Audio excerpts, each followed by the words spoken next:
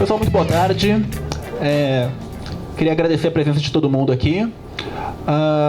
Bom, eu sou o Cícero Gomes Júnior, sou professor há quase 20 anos, sei que não parece, e trabalho com os simulados da Evolucional, tenho a responsabilidade de garantir a qualidade pedagógica dos simulados, das questões, orientar autores sobre como elaborar os itens, e trabalhei nesses últimos 20 anos em muitas escolas de alta demanda, escolas voltadas para prestar vestibulares de alta demanda, como medicina na USP e na Unicamp, e escolas de ensino fundamental e médio também, com essa característica de pais que queriam que os filhos tivessem acesso à melhor educação possível.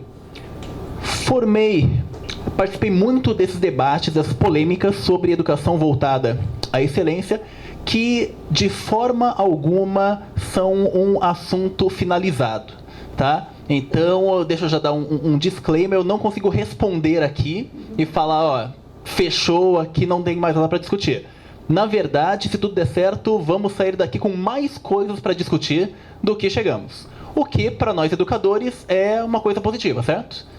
Senão, nós ficaríamos sem ter o que fazer.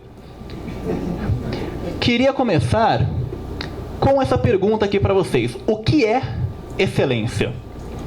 Se nós queremos discutir educação voltada à excelência, primeira coisa, temos que descobrir o que é excelência. Eu já fui acusado de ser um aluno excelente porque eu ficava em silêncio a aula toda. Tenho certeza que alguns de vocês também. Já suas mães receberam elogios porque vocês não davam trabalho. Então é isso que é ser um aluno excelente? Já fui também acusado de não ser o aluno mais tão excelente porque eu estava muito agitado. O que significa ser excelente muda com o tempo, muda de acordo com as perspectivas que nós desenvolvemos, muda com a nossa experiência sobre o que é educação, muda com o mundo aí fora. Quando nós observamos o que o mundo cobra, nós começamos a pensar de maneira diferente sobre o que é ser excelente ou o que não é. Eu posso traduzir essa pergunta em um pouquinho mais profunda. Qual é o sentido da vida? Me ajudem aí, por favor. Tenho certeza que já pensaram no assunto. Aqui está o Calvin. A professora dele pergunta. Alguém mais tem uma pergunta? Eu tenho. Fale, Calvin. Qual o sentido da vida? Eu me referi à pergunta sobre o tema da aula. Francamente, gostaria de saber essa resposta antes de gastar minhas energias em outras coisas. Muitos dos nossos alunos estão pensando exatamente como Calvin agora. Eles querem saber qual é o sentido da vida e, para ser um pouquinho mais específico, eles querem saber de que maneira nós, educadores, estamos ajudando a atingir esse objetivo. O que vocês diriam? O que é que nós estamos fazendo para os nossos alunos encontrarem o sentido da vida deles? Vou formular de um jeito mais direto. Se os seus estudantes, daqui a 20 anos, se tudo der certo para eles, como vocês os visualizam? Como que eles estão? Eles estão ricos? Eles são empresários muito bem-sucedidos? Eles são professores de redação? Eles são o quê? Eles estão servindo a nação. É uma resposta. Então, está dizendo que os seus alunos excelentes vão ser pessoas úteis para a comunidade. É isso. Legal, legal. Para definir se um projeto, se um processo foi bem sucedido, é necessário que ele tenha um propósito claro. Propósito da educação. Talvez seja formar pessoas que vão ser úteis para a comunidade. Talvez seja formar pessoas que tenham o máximo de conhecimento disponível. Talvez seja formar pessoas que sejam muito obedientes. Fiz um levantamento nos séculos 18 e 19, principalmente, quando surgiu mais ou menos a educação como nós conhecemos, universal, voltada para grandes grupos de pessoas. O propósito da educação era formar para a obediência. A ideia era as pessoas saírem das escolas e saberem ocupar os seus lugares no mercado de trabalho, que era muito voltado a respeito e hierarquia, a processos repetitivos, a capacidade de cumprir ordens. E nós herdamos uma boa parte ainda dessa visão, não herdamos?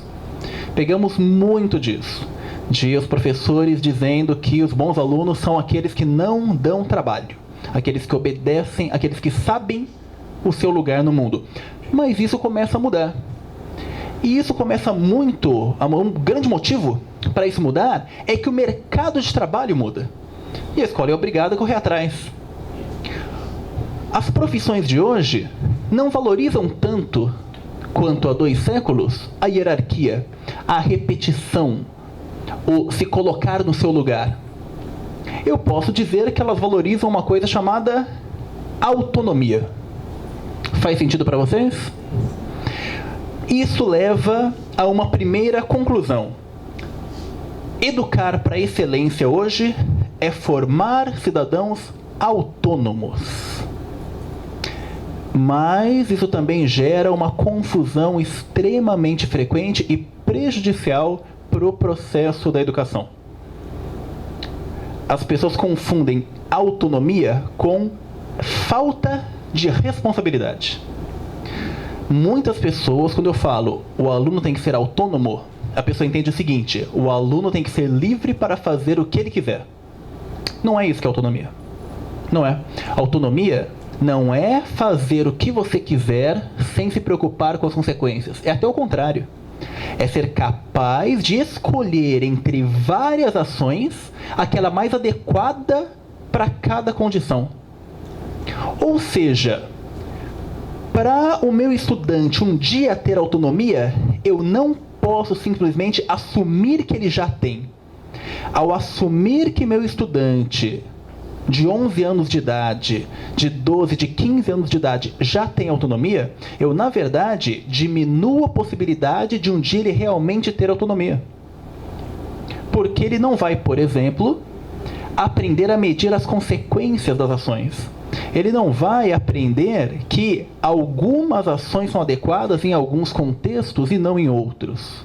Ele vai aprender que ele pode fazer o que ele quiser. Não se iludam.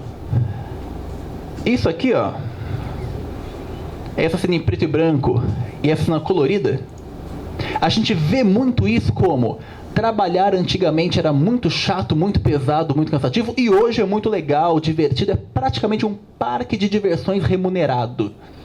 Não é assim. Não é assim. Pessoas que trabalham em empresas inovadoras trabalham muito, pensam muito, têm que se atualizar o tempo todo, têm muitas responsabilidades. A gente tem que preparar os nossos alunos também para isso, e não para viver uma ilusão. Então esse é o primeiro ponto que eu gostaria de chamar a atenção. Educar para a excelência, eu posso definir hoje como educar para a autonomia, mas eu não posso confundir autonomia com irresponsabilidade. E eu não posso confundir preparar meu aluno para um dia ter autonomia com assumir que ele já tem autonomia antes de ser formado. Como você deve ter notado, eu gosto do Calvin. Calvin é muito legal. E o Calvin traz umas discussões interessantes. Mas uma coisa que me chama a atenção é que o Bill Watterson, o autor do Calvin, não é seduzido pela própria criação.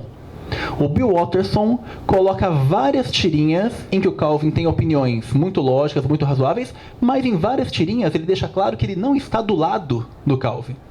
Deixa claro que o Calvin é imaturo, por exemplo, não tem muita noção do que fala, às vezes é egoísta, às vezes é cruel. E essa tirinha aqui, pessoal, ela tá incompleta, tá? Já aviso para vocês. Uma coisa comum no Calvin é a imaginação dele se reflete na tirinha. Ele se imagina numa situação e a tirinha mostra isso. O que o Calvin está imaginando? Qual que é a situação que ele está?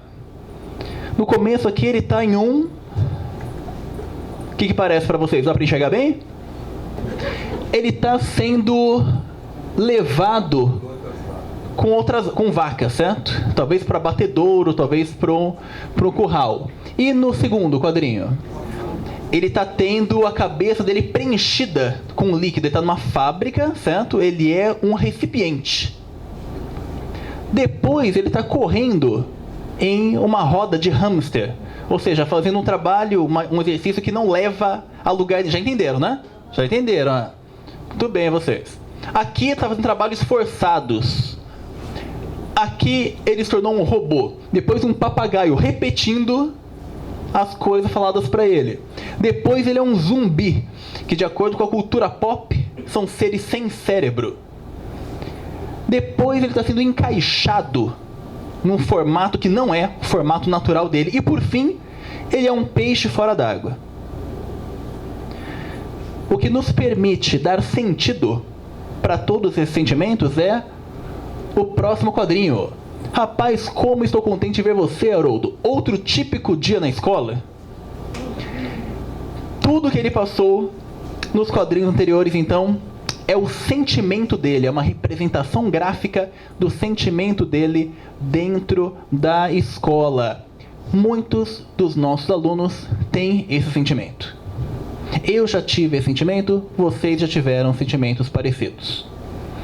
A questão é, até puxando algo que a Dani falou, o fato de algumas vezes a escola ser frustrante não deve ser motivo para simplesmente jogar fora tudo que se faz na escola e não colocar nada no lugar. Nós temos que entender por que ocorre esse sentimento e como é possível mudar as partes que têm que ser mudadas. Por exemplo, a questão do direcionamento versus autonomia. O Calvin gostaria de ter uma escola em que ele é menos forçado a fazer as coisas. Ele gostaria de ser mais livre. Mas seria isso o melhor para ele?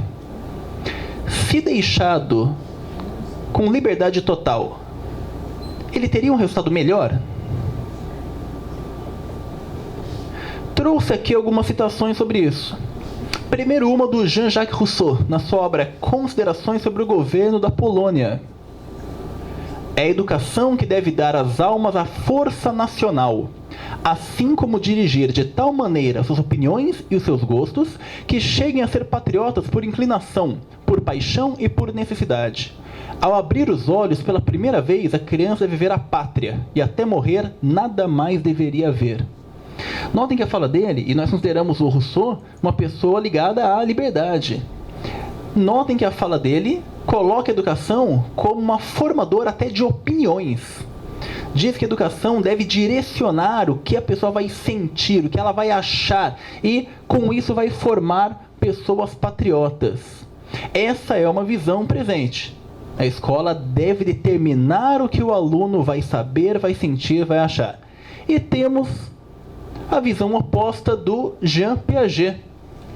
É preciso ensinar os alunos a pensar. E é impossível aprender a pensar num regime autoritário. Pensar é procurar por si próprio, é criticar livremente e é demonstrar de forma autônoma. O pensamento supõe, então, o jogo livre das funções intelectuais, e não o trabalho sob pressão e a repetição verbal. Eu poderia argumentar que a maioria dos professores vai concordar com a visão do Piaget e não com a visão do Rousseau. Mas as duas visões, quando levadas ao extremo, levam a resultados problemáticos. Eu não concordo completamente com nenhum dos dois. Eu concordo com o Aquiles, do filme Troia. Fítia, Grécia.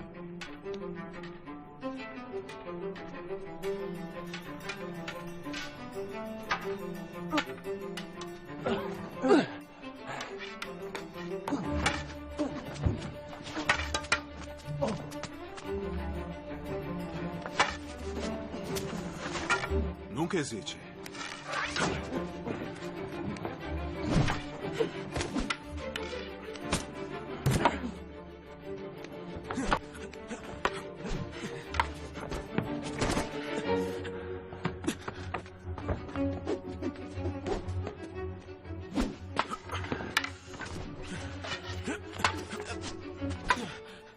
nervoso.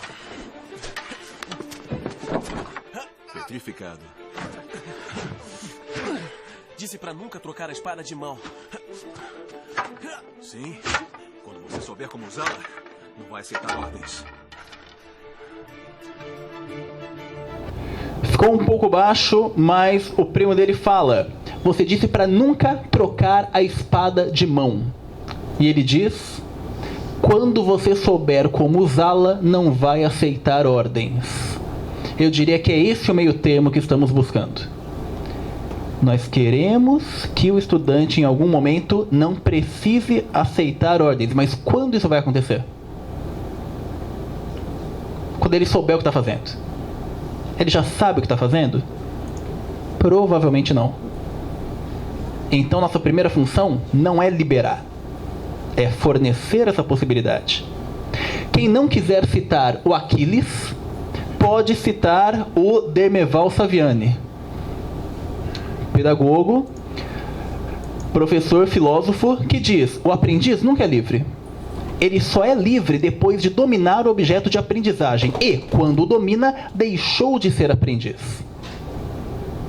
Para dar um exemplo prático, estava eu dando aula sobre poesia no 7º ano. Poesia, vocês vão concordar comigo, que é uma coisa bastante livre, certo? Eu não posso falar, existe só esse jeito certo de escrever poemas. Existem versos com rima e sem rima, com métrica e sem métrica, com vários tamanhos diferentes de sílaba, com várias estruturas. Mas, a primeira coisa que eu fiz foi falar: vamos aprender a contar sílabas poéticas. E aí vocês vão escrever um pequeno poema com 8 versos, esquema de rimas A, B, A, B, redondilha maior, com acentos na 3ª, 5ª e 7ª sílaba. Quer dizer que esse é o único poema, o único tipo de poema que funciona? Não, mas nesta atividade eu quero que você faça esse tipo de poema. E se não fizer, simplesmente está errado. Faz de novo. Em outra aula, vamos fazer um soneto decassílabo. Em outra aula, vamos fazer um poema em terça rima, que é a rima usada pelo Dante Alighieri na Divina Comédia. Cada uma delas é uma possibilidade. Depois que o aluno tiver feito todas, um dia ele vai poder escolher. Mas ele só vai poder escolher porque antes ele foi forçado, por assim dizer, a fazer um tipo que eu determinei. Se eu falar para ele: cada um faça o verso como você fizer, só vão fazer verso branco e livre. E talvez o aluno até queira fazer uma redondilha, mas ele vai errar o número de sílabas. E aí ele vai dizer que, na verdade, ele quis fazer daquele jeito diferente. Não faz sentido, portanto, dizer que a autonomia é contrária ao direcionamento. Para poder fazer as suas próprias escolhas, o indivíduo precisa conhecer as diversas possibilidades e suas consequências. Logo, o direcionamento é requisito e não obstáculo para a autonomia. Essa é uma falsa oposição. Não temos que escolher ou direcionar ou deixar livre. Direcionamos agora para a liberdade vir no futuro.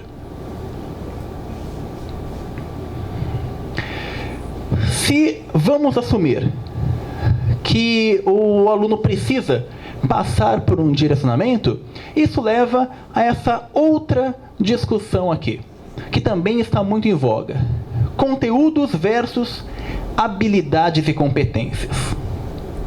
E ela se encaixa um pouco na discussão anterior também pelo seguinte motivo: muita gente entende que trabalhar conteúdos equivale ao direcionamento, equivale à escola tradicional, equivale ao apenas passar informação, e que desenvolver habilidades e competências é uma coisa mais livre que vai dar à pessoa uma autonomia para agir como ela quiser no mundo. A verdade é que esses termos habilidades e competências surgiram no cenário educacional sem que nossa geração fosse preparada para trabalhá-las de verdade na sala de aula. Primeiro, ela surgiu como uma coisa de cima para baixo. Habilidades e competências são importantes. Mas nós não tivemos aulas com habilidades e competências. E poucos de nós recebemos orientação sobre como fazer isso. De modo que nós acabamos revertendo ao ensino de conteúdo e chamando de habilidades e competências. São coisas diferentes. São coisas diferentes, mas não são coisas contraditórias. Alguns conteúdos são necessários para que habilidades e competências sejam desenvolvidas. A Dani falava aqui agora há pouco sobre a competência leitora. O vocabulário, por exemplo, é um conteúdo. Eu saber que uma palavra tem um certo significado é um conteúdo, certo? Mas memorizar dicionário não faz de ninguém um bom leitor. Percebe? A pessoa tem que ter vocabulário. Ela tem que ser capaz de, quando lê, decodificar a palavra. Mas isso é um dos vários requisitos para a competência leitora. Ela também tem que ser capaz, por exemplo, de diferenciar opinião de fato. Ela também tem que ser capaz, por exemplo, de identificar intencionalidade, de identificar ironia. Notem, isso não joga fora o conteúdo. Isso dá um sentido ao conteúdo. Muitas vezes, quando vemos essas discussões, fazer tal coisa ou tal outra coisa, a resposta correta é: não temos que escolher. Não tem que ser uma coisa ou outra. Trabalhar competências e habilidades não significa abandonar os conteúdos. Quem é professor de matemática já deve ter se envolvido na discussão sobre tabuada. Tabuada é uma discussão sem fim. Eu aprendi tabuada na forma mais terrível, assim, memoriza tabuada que ela vai ser cobrada dos alunos aleatoriamente na próxima aula. Vocês também? Minha mãe diz que no caso dela era assim também, mas tinha uma régua de madeira envolvida, parece. Que na minha época já era proibida. Mas ainda tinha essa pressão, certo? Por que eu devo saber a tabuada? Porque senão você vai ser publicamente humilhado amanhã. Quando a professora chegar e falar 6 vezes 7, se você não souber, já era. Já o meu enteado, que hoje tem 11 anos, a visão que ele tem, a visão que as crianças da idade dele têm é bem diferente. Muitas escolas que hoje, em que hoje tem aulas para o 6º ano, os alunos não aprendem a tabuada dessa maneira. E muitos educadores dizem que não é necessário. Eu vou argumentar que é necessário. A pessoa tem que saber a tabuada, mas não tem que saber a tabuada como um fim em si mesmo. Não tem que saber porque aqueles números vão ser perguntados para ela em uma situação de pressão. Mas ela tem que saber porque é sabendo a tabuada de cor que ela vai conseguir poupar tempo na hora de desenvolver raciocínios mais complexos. Então, quando ela for fazer uma técnica de cálculo mental, é importantíssimo ela saber, por exemplo, que 6 vezes 6 é 36 sem ter que parar para fazer a conta. Porque ao parar para fazer a conta, ela perde a linha de pensamento. Mas se ela puder só acessar aquele conhecimento, excelente. Então, muitos conteúdos que foram tão demonizados na educação mais recentemente são fundamentais justamente para desenvolver competências e habilidades. A grande diferença é que o conteúdo não deve ser o conteúdo por si só. A medida de se a educação foi bem sucedida ou não, não pode ser meus alunos memorizaram ou não. Tem que ser, eles conseguem usar esses conteúdos em contextos mais sofisticados, mais realistas, que, por exemplo, permitem que eles interpretem uma notícia numa situação real. Qual que é o propósito da educação, então? Transmitir conteúdos e desenvolver habilidade para que os estudantes possam agir com autonomia em sociedade. Posso juntar as duas partes e chegar a essa conclusão sem muita dificuldade. Como vamos fazer isso? Daqui outra polêmica envolvida: transmitir conteúdo ou facilitar o aprendizado? Uma hora dessas já ficou claro, certo? A resposta vai ser: não tem que escolher um ou outro. Professor Olívio, não entendi direito sobre a constante reduzida de Planck. Simples. Google.com.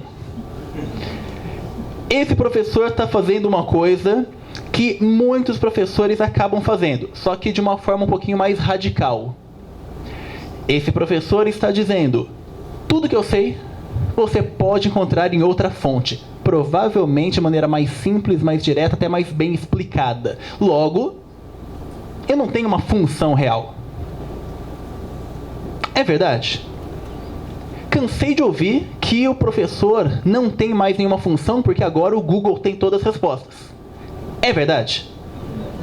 É covardia fazer essa pergunta em uma plateia de educadores, certo? Mas vocês sabem que não é bem assim. Mas espera aí. Não é verdade que o Google tem as nossas informações? E aí? Qual que é a nossa função então? Se não é simplesmente passar informação, se não é ser o detentor dos fatos. Por exemplo, instigar. Por exemplo, dar o passo além. Por exemplo, contextualizar. Por exemplo, fazer com que o aluno saiba como encontrar as informações de maneira mais adequada. Porque o Google tem informações que a gente quer que ele encontre, mas tem muita informação também falsa, prejudicial, certo? O professor em si não perdeu a sua função. Eu me arriscaria a dizer que ela é maior do que nunca. Um tipo específico de professor perdeu sua função. E é justamente o tipo que se via como um mero repositório de informação. A enciclopédia. O professor que tinha como grande trunfo saber mais do que os alunos. Esse professor realmente ficou para trás. O que a gente vai ver aqui é o início da primeiro episódio da primeira temporada do seriado Cidade dos Homens. Conhecem? É um seriado que passou na Globo há alguns anos, com o Laranjinha e o Acerola. Foi feito pelos mesmos produtores do filme Cidade de Deus. Tem uma produtora chamada Nós do Morro, que na favela, na comunidade de Cidade de Deus, no Rio de Janeiro, fez oficinas de atuação, pegou pessoas que não eram atores, ensinou a atuar, fez o filme, fez o seriado. É muito legal o seriado, e ele começa com uma cena bastante verossímil de uma sala de aula de escola pública da periferia do Rio de Janeiro. A independência brasileira está diretamente ligada aos acontecimentos da Europa do século XIX. Napoleão queria conquistar a Inglaterra. Professora, o que é X? Não é X, gente. Vocês estudaram isso na aula passada, é 19 algarismos romanos. Napoleão atacou a Inglaterra pelo mar, mas perdeu na Batalha de Trafalgar de 1805. Morreram os quantos, professora? Quantos morreram não interessa. Vamos continuar a aula. Peraí, professora. Ele percebeu... Oi. O que tem a ver os romanos com isso aí? Não tem romano nenhum. Ele percebeu que era muito difícil conquistar a Inglaterra, que é uma ilha. Napoleão era romano, não é? Não, Napoleão era francês. Ele conquistou quase toda a Europa, menos a Inglaterra e a Rússia. Troca. Que armas eles tinham, professora? Deixa eu terminar a aula, querido. Ele percebeu que era muito Era difícil. Rugre, oitão, pistola, fugir, 762, AR-15, pistol Não Uzi. tinha nada disso, Nem né? ponto 30? Não tinha nada disso. Troca, gente. Então, o que ele fez? Ele proibiu todos os outros países de fazerem comércio com os ingleses, inclusive os portugueses. E inclusive os romanos também. né? Esquece os romanos. Não tem romano nenhum nessa história. Napoleão era francês. Ele queria conquistar a Inglaterra, mas não conseguiu. Dona Maria, rainha de Portugal, ela era doente, chamada de Maria Louca. Não, porque ela ficava gritando pelo palácio, feito uma maluca. Aí ele ficava junto. Tá cara, filha da puta.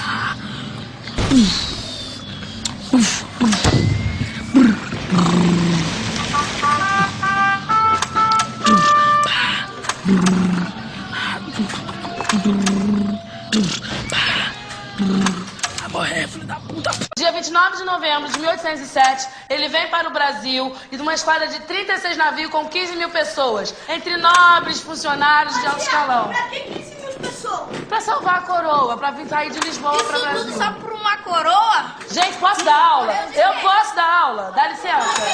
Calma aí. Peraí, tem um passeio.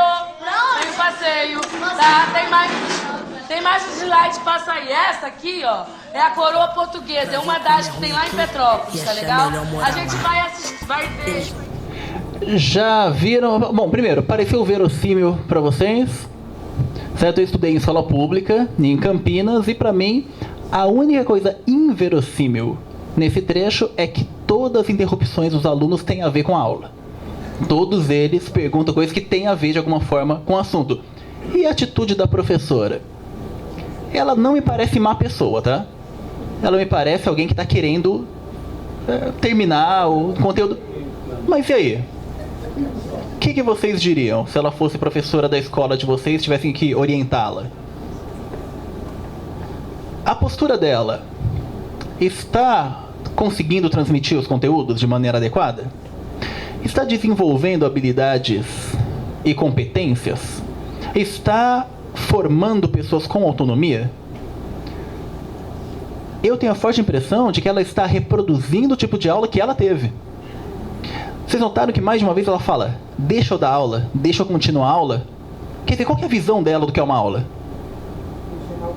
Encerrar o... eu falo, vocês ficam quietos, certo? Se você não entendeu uma coisa, ainda assim, deixa eu terminar de falar, porque é isso que é dar uma aula. É deixar eu seguir o meu planejamento independente do que está acontecendo.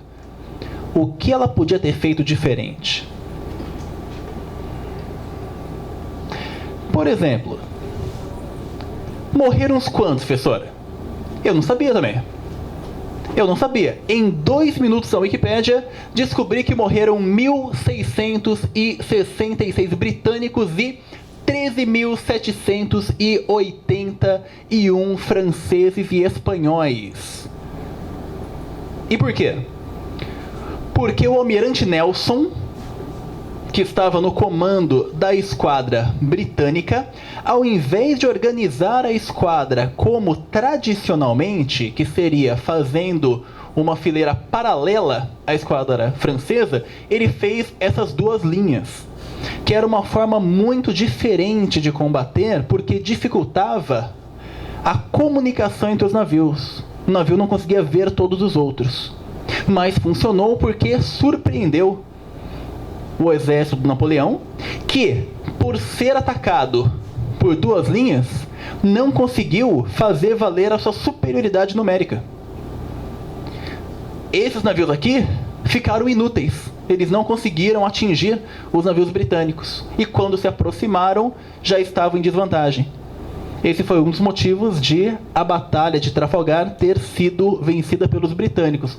Foi nessa batalha que o almirante Nelson mandou a famosa ordem: a Inglaterra espera que cada homem cumpra com o seu dever. Ao invés de mandar uma ordem tática, o que você quer que a gente faça, ele mandou uma ordem de incentivo, uma ordem moral, querendo dizer: vocês sabem o que tem que fazer. Se vocês cumprirem seu dever, a Inglaterra vai ser vencedora. Ele morreu nesse dia. O almirante Nelson foi atingido por um granadeiro francês, morreu e se tornou um dos maiores heróis da guerra. Descobri isso olhando na Wikipédia, na hora, no celular. Tá? A professora poderia ter feito isso nos dias de hoje? Até poderia. Minha tese é a de que o que mais faz diferença não é o meio, não é a falta do meio, é a atitude. É o pensamento, é a ideia de que ela tem que terminar aquele conteúdo de qualquer forma. Ela meio que conseguiu, os alunos não entenderam nada. Ficou claro isso para vocês? Que armas eles tinham, professora? Essa aqui principalmente. 777 MCAH, capaz de disparar 3 tiros por minuto e acertar um alvo a 60 metros.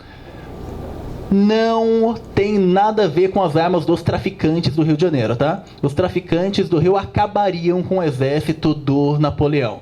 As armas evoluíram muito desde então. Essa arma, ela usava pólvora, a pólvora tendia a ficar molhada, eles perdiam a pólvora e tinham que fazer mais. Faziam isso procurando salitre em depósitos de fezes. Napoleão chegou a fazer uma lei falando para as pessoas urinarem ao lado de galpões para ajudar na formação do salitre para eles poderem fazer pólvora. O que tem os romanos a ver com isso? Os romanos, na verdade, o Império Romano terminou em 476, muito tempo antes do Napoleão, cerca de 13 séculos antes, mas deixaram uma marca muito importante na cultura, por isso que falamos ainda de números romanos, ou, por exemplo, da justiça romana, que é a base para a justiça de vários países europeus até hoje. Maria Louca, quando fala que ela era Maria Louca, notaram que eles todos reagem? É isso que eles estão pensando. Maria Louca é uma bebida, é um destilado citado pela primeira vez pelo Drauzio Varela no livro Estação Carandiru, feito de maneira improvisada com materiais encontrados na cadeia. Nesse caso, o Ezequiel, que era o maior destilador de Maria Louca do Carandiru, ele fazia a partir de milho de pipoca e cascas de frutas. Boa chance para essa professora fazer um link com as aulas de química. Falar, perguntem para o seu professor de química o que é destilar a bebida. Não encontrei nenhuma prova de que a Maria Louca, a cachaça, tem a ver com a Maria Louca de Portugal, certo? Mas claramente os alunos enxergaram essa relação. Eles se interessariam por esse conhecimento. Tudo isso só por causa de uma coroa. Eles não entenderam que a coroa era uma metonímia. Os 15 mil funcionários de alto escalão do governo português não estavam salvando a coroa, estavam tentando salvar o governo. Aqui tem uma comparação interessante. Imagine que num dia qualquer, os brasileiros acordassem com a notícia de que o presidente da República havia fugido para a Austrália, sob proteção de aviões da Força Aérea dos Estados Unidos. Com ele teriam partido sem aviso prévio todos os ministros, integrantes dos tribunais superiores de justiça, deputados, senadores e alguns dos maiores líderes empresariais. E mais, a essa altura, tropas da Argentina já estariam marchando sobre Uberlândia, no Triângulo Mineiro, a caminho de Brasília. Abandonado pelo governo e todos seus dirigentes, o Brasil estaria à mercê dos invasores, disposto a saquear toda e qualquer propriedade que encontrassem e assumir o controle do país por tempo indeterminado. Isso daria uma noção muito mais clara para os alunos do que estava acontecendo. Muito mais que as datas ou do que as palavras, os nomes das pessoas. Alguém vai dizer, poxa, mas não daria tempo de fazer isso. A vida é feita de escolhas. Se ela escolhesse não passar todas as datas, todos os detalhes, mas mostrar, por exemplo, o significado da fuga da família real para o Brasil, ela estaria ajudando a desenvolver uma habilidade, uma competência. Para ser mais exato, ela estaria ajudando a desenvolver a capacidade de julgar consequências de acontecimentos históricos. Em outra aula, quando fosse falar sobre a evacuação de Paris, os alunos lembrariam disso e poderiam comparar e dizer coisas do tipo, eu teria feito o mesmo, não teria feito o mesmo, a de Portugal teve um motivo, a de Paris teve outro, a de Portugal fez sentido, a de Paris não. O que seria muito, muito mais útil do que simplesmente tentar passar as datas. O ensino voltado à aquisição de habilidades e competências demanda mais e não menos do educador. Ele ainda precisa dominar o conteúdo, mas também precisa fazer a conexão entre os estudantes, o conteúdo e o mundo real. Uma ilusão que nós temos é que, como não precisa mais trabalhar conteúdo, qualquer um pode ser professor. É o contrário. é bem mais complexo ser professor em um mundo em que o conteúdo está disponível. Porque o professor não está liberado de saber o conteúdo, mas ele tem que conseguir encontrar sentido para o conteúdo. Ele tem que conhecer os próprios alunos. Essa professora provavelmente sabia que os alunos dela se interessariam por saber as armas que os portugueses e os franceses tinham. Valia a pena trazer essa informação. Ela provavelmente sabia que os alunos entenderiam a questão do bloqueio continental se ela fizesse uma metáfora com o bloqueio de morros na Cidade de Deus. Aliás, é o que acontece no restante do episódio. Conforme o episódio avança, o Acerola, aquele menino que estava desenhando, ele tem um problema. Ele está no morro, e no morro acontece um bloqueio continental. Um traficante chefe de um morro proíbe as pessoas de negociarem com os do outro morro. E ele precisa comprar um remédio para a avó dele, ou seja, ele também tem que salvar a coroa. Ele fala isso durante o episódio. E, perto do final do episódio, ninguém sabe nada, ninguém entendeu nada da aula, e eles não vão poder fazer o passeio, porque ninguém aprendeu. E aí o Acerola fala, se eu conseguir explicar, a gente vai no passeio? Ela fala, tá bom. E aí ele explica contextualizando. Ele fala, o morro da Inglaterra era difícil de conquistar. Então, em vez de conquistar o morro da Inglaterra, o malandro do Napoleão, que era o traficante lá da França, impediu os outros morros de fazer negócio. Aí o dono do morro de Portugal fugiu voado para o Brasil. E aí os alunos entendem. O que o Acerola fez? Ele contextualizou. Ele pegou o conteúdo e colocou numa situação que fazia sentido para os colegas dele. O episódio é um pouco falho nesse sentido, tá? Porque ele não mostra de onde o Acerola tirou essa capacidade, já que tudo indica que ele não entendeu nada da aula também. Mas enfim, vamos perdoar e focar na parte positiva. O próprio episódio mostra, com contexto, a coisa faz sentido. É mais difícil, é mais exigente o cargo de educador nessa situação do que antes. O educador do século XXI, portanto, domina o conteúdo. Isso é a primeira coisa. Essa história de que o conteúdo está em todo lugar não livra o professor de conhecer o conteúdo. Sabe diferenciar conteúdos de habilidades. Principalmente no seguinte sentido: ele consegue usar o conteúdo não como um fim em si mesmo, consegue usar o conteúdo para de alguma forma desenvolver habilidades e competências. Ele compreende o mundo dos seus alunos. Ele tem que saber qual é a maneira de atingir aqueles alunos. Planeja suas atividades com propósitos claros.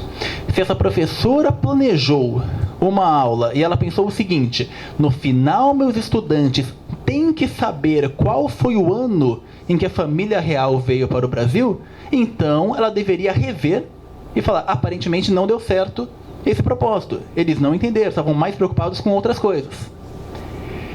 Avalia os resultados constantemente. Avalia, já vou falar sobre isso. Reelabora as atitudes de acordo com os resultados.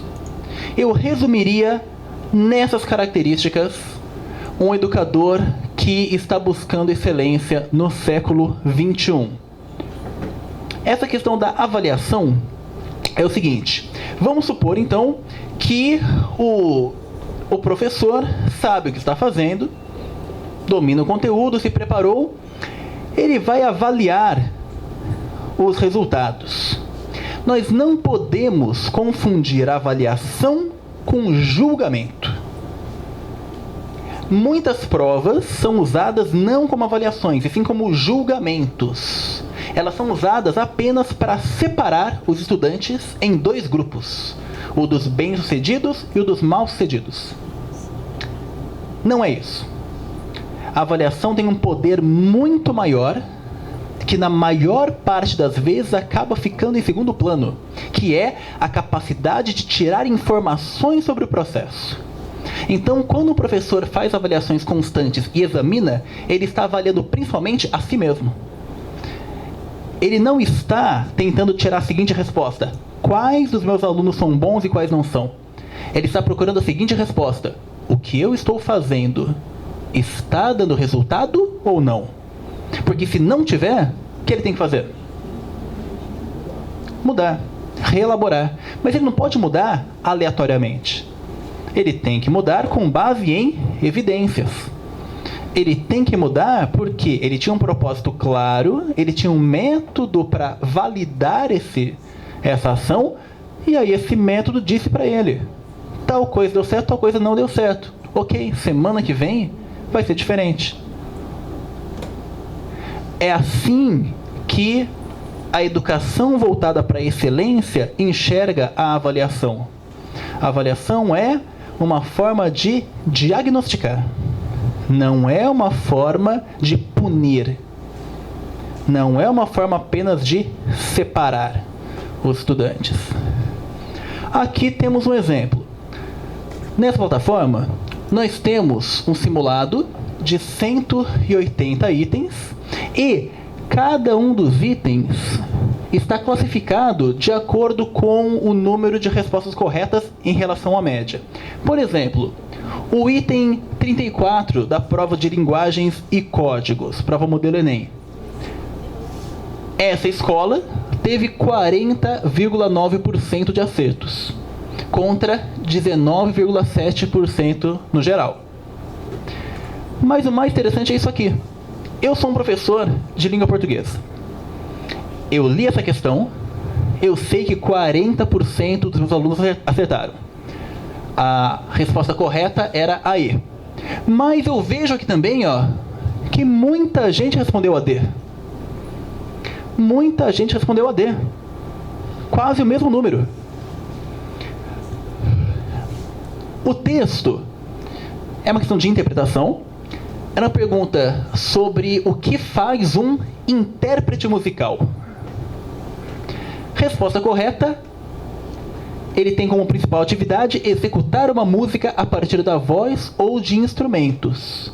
Muitos dos meus alunos responderam que ele declama músicas explicando o sentido de suas letras. Se muita gente respondeu essa alternativa, vale a pena eu refletir por que tanta gente achou que é isso. Esse item ele já foi criado, na verdade, com isso em mente. Então, tem aqui na continuação uma análise. Tem uma explicação de por que cada alternativa, cada distrator poderia ter sido escolhido. O distrator D, ele tem a ver com a pessoa usar o sentido de interpretar de maneira equivocada. A pessoa leu um intérprete e fala: eu sei o que é interpretar, então eu sei o que é um intérprete. Ou seja, não importa tanto para mim dividir os alunos entre os que acertaram e os que erraram. Me importa muito mais poder chegar na próxima aula e falar: pessoal, muitos de vocês erraram a questão 34 porque vocês leram intérprete e automaticamente falaram: é aquele que interpreta no sentido de lê e analisa a letra da música. Vocês deveriam ter lido o texto base com mais atenção para perceber que o intérprete musical não é isso. Lembrem-se disso para as próximas questões. O fato de você conhecer a palavra não quer dizer que naquele contexto ela vai ter o significado que você tradicionalmente atribui a ela. É isso que me interessa. É poder pegar a avaliação e usar para planejar minha próxima aula. Agora eu sei que muitos alunos meus têm essa dificuldade. Mas poucos deles, por exemplo, responderam compor melodias para canções. Não vou ficar batendo nessa tecla então. Vou pegar as outras também e ver. Vou tentar enxergar padrões. Vou usar evidências para reformular minha atitude. Vejam, a avaliação é principalmente uma avaliação de mim mesmo. Eu estou avaliando a minha própria ação, meu próprio processo de educação. E claro, os resultados em provas de alcance nacional também permitem dizer, por exemplo, se uma cidade, se um estado estão tendo boas atitudes. Vocês devem estar bastante orgulhosos dos dados do Ceará. No IDEB de 2016, com dados de 2015, ele subiu muito em relação ao IDEB de 2013. Das 100 melhores escolas de educação básica do Brasil, 77 estão no estado do Ceará, incluindo as 24 melhores. Dado impressionante, muito superior a estados que gastam muito mais dinheiro. Fui pesquisar, fui ler o que essas escolas fazem. Minha maior surpresa é que não tem surpresa nenhuma. Elas fazem o básico. Esse parágrafo resume bem, falando da escola Emílio Sendin. Combate à infrequência, avaliações semanais que baseiam o planejamento da semana seguinte, acabei de falar, ensaio de um tempo integral que oferece reforço escolar no contraturno. São 3 das ações destacadas pela diretora da Emílio Sendin, Milvia Carvalho. A escola saiu de uma nota 7.4 na última avaliação 2013 para a atual 9.8. Percebem que não é nada milagroso? Não é reinventar a roda? Não é que estamos tendo aulas de matérias completamente diferentes. Não. Estamos fazendo o que sabemos que funciona. De maneira cuidadosa, de maneira profissional, com os gestores o tempo todo prestando atenção no que está sendo realizado. As avaliações fazem parte, portanto, desse processo de busca por excelência. Elas vão dizer se o que está sendo feito está resultado ou não. Sem avaliações, caímos muito no campo da subjetividade. De vou fazer o que eu sinto que funciona, mas sem nenhuma base real para avaliar isso.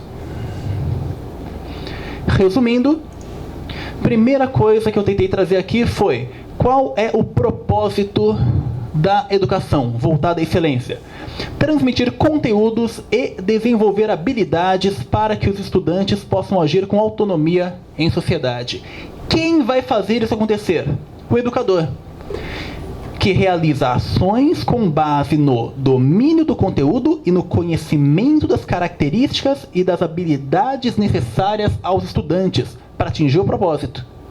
E como vamos saber se está dando certo?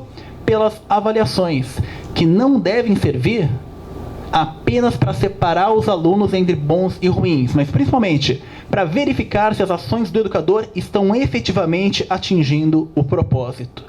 Essa trinca é a base de uma educação voltada para a excelência e é menos complexa do que pode parecer. Não envolve tanta novidade, envolve muito mais um trabalho consistente feito no dia a dia por pessoas profissionais e sérias. Gostaria de agradecer a presença de todos. Como eu disse, não dá para responder definitivamente a pergunta o que deve ser feito, mas acredito que conseguimos deixar aqui algumas reflexões para serem feitas, serem prosseguidas por aí. Um momento para fazer isso é justamente o nosso debate vai ser feito aqui. Vocês podem mandar perguntas, ficaremos felizes em recebê-las e discutir, ok? Muito obrigado novamente. Até breve.